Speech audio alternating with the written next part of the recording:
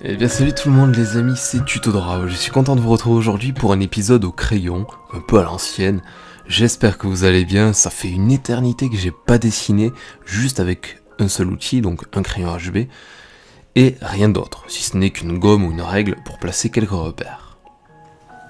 Je vous vois de plus en plus nombreux à me demander des tutoriels avec très peu d'outils, de matériel, parce qu'il faut avouer que dessiner ça coûte très cher, surtout si on commence à s'acheter des kits de feutre à alcool, des crayons de couleur professionnels, et toute la panoplie qui va avec. On en a pour plusieurs centaines d'euros, ça pique un peu. Donc aujourd'hui les amis, c'est un retour aux sources. Je vais utiliser qu'un seul crayon, ce sera le même durant toute la vidéo. C'est parti pour un visage féminin. Pour les repères que j'ajoute, là c'est du 9 cm sur 9 cm, que je coupe d'abord en 4 horizontalement, puis je vais recouper en 4 verticalement. Grâce à cette petite grille, je place la base du haut du crâne avec un cercle, puis je crée la continuité de cette base en rejoignant le croisement du quadrillage.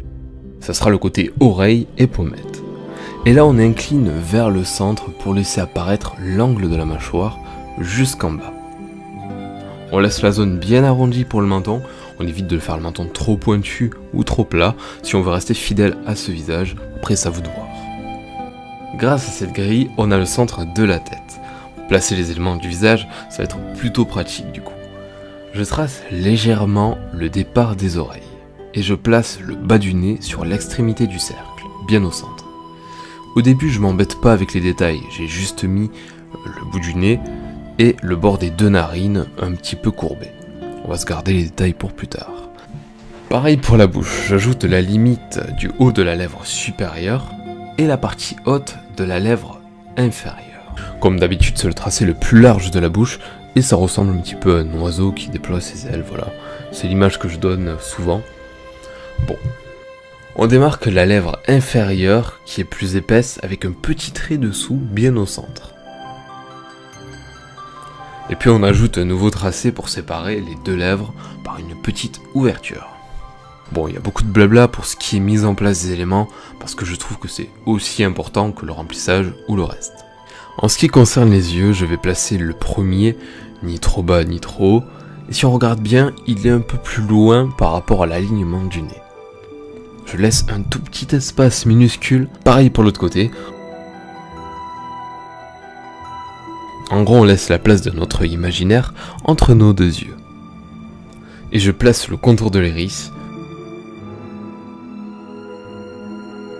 le contour d'un éventuel reflet et les traits de la paupière supérieure qui vont jouer un rôle important sur l'expression et le caractère du visage.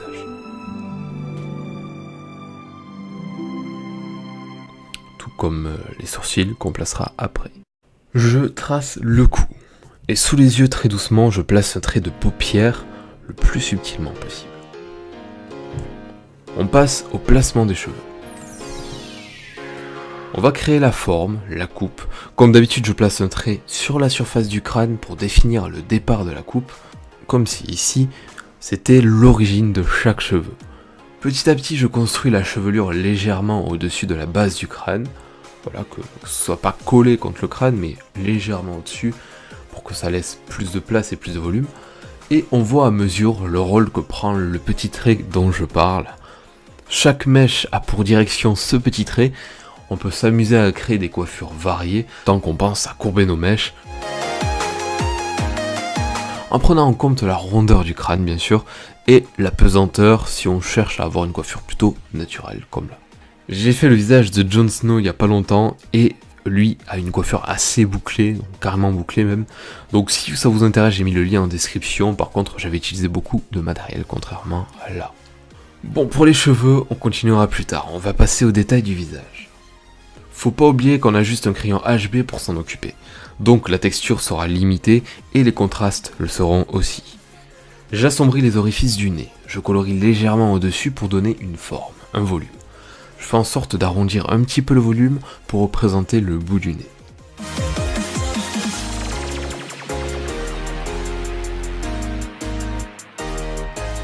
Et pour la bouche, je repasse un peu l'intérieur du contour des lèvres et je crée une ombre sous la lèvre inférieure assez volumineuse, justement parce que cette lèvre inférieure prend pas mal de place, pas mal de volume.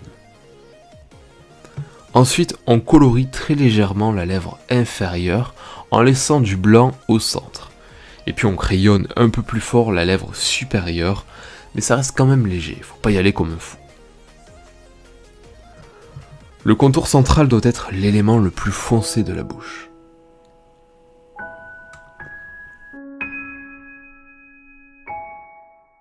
À la manière de la lèvre inférieure, on va créer une ombre sous le nez.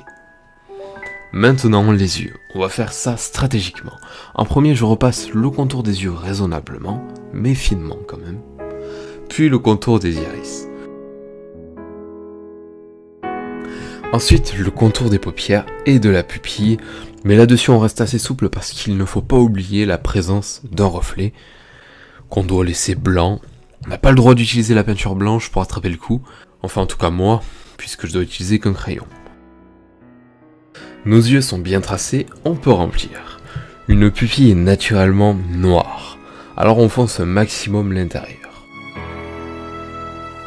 Puis on réalise un dégradé sur l'iris du haut vers le bas en diminuant la pression sur le crayon pour passer du sombre à légèrement sombre. On n'a qu'à regarder l'ombre que projette le nez pour se douter que la lumière provient d'en haut.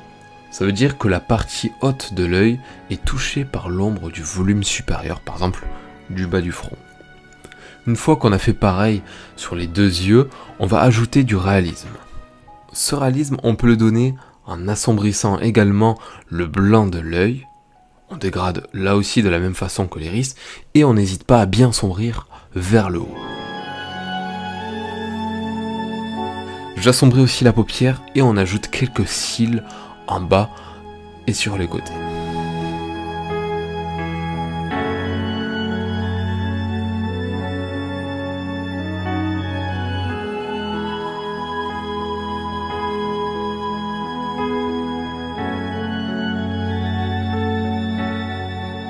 Voilà, on a deux yeux assez complets, le regard sera fini quand on aura placé les sourcils. Je fais ça de suite. Celui de droite, je le fronce assez pour donner de la force au regard, un petit peu de férocité. Et le second, un peu moins, mais ça reste subtil, c'est pour y ajouter de la douceur. Le plus beau, c'est d'arriver à transmettre des sentiments à travers un regard dans un dessin, comme de la joie, de la compassion ou de la peur. Il suffit de modifier quelques détails, mais il faut que ça reste très subtil, voire chirurgical. Bon, maintenant je vais assombrir les zones du visage qui sont un peu en retrait, comme les côtés et le cou.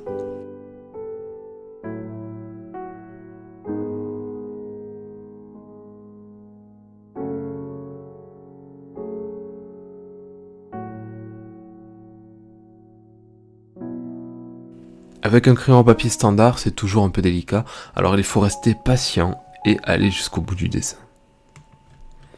Faut pas s'arrêter en plein milieu et partir attraper des Pokémon. On passe directement au remplissage des cheveux. L'idée, ça reste de créer 2 ou 3 variations de nuances de gris. Une nuance moyennement grise pour la plus grosse surface des cheveux. Une nuance bien foncée pour les parties ombrées et des grosses séparations de mèches. Puis une dernière nuance qui sera très claire, voire carrément blanche, pour quelques zones touchées de plein fouet par la lumière. Voilà, on a 3 nuances, je pense qu'avec un crayon HB c'est le minimum pour une chevelure. Après je vais placer quelques dégradés pour que ça fasse un effet fondu entre une zone sombre et une zone claire par exemple.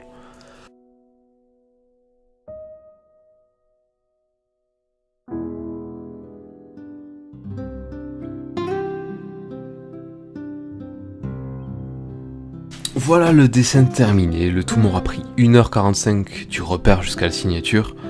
J'ai dessiné sans interruption. Si on sait que le dessin nous prendra plusieurs heures, on peut se permettre quelques petites pauses pour se restimuler la concentration. Personnellement, ça me dérange pas de dessiner plusieurs heures avec de la musique derrière par contre. Ça dépendra des jours et du dessin. On n'est pas des machines, alors c'est normal que selon les périodes, on se retrouve très vite distrait ou l'envie n'est plus trop là, mais ça finit par revenir. J'espère que ce petit dessin réalisé au crayon HB vous aura plu. Ça a été un plaisir pour moi, on se retrouve comme d'habitude très vite pour d'autres vidéos dessins. Merci à tous, bonnes vacances à ceux qui prennent vacances, sinon bon courage et à la prochaine.